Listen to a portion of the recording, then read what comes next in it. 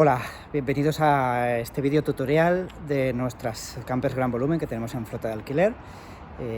Aunque tenemos diferentes modelos, son todos muy parecidos.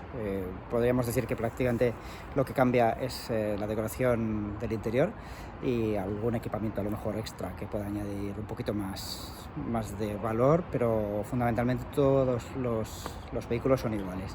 Estamos hablando de la Roller Team Livingstone 5 Advanced y de la McLuhan Memphis Van S5 Max, S-Line 5 Max, perdón.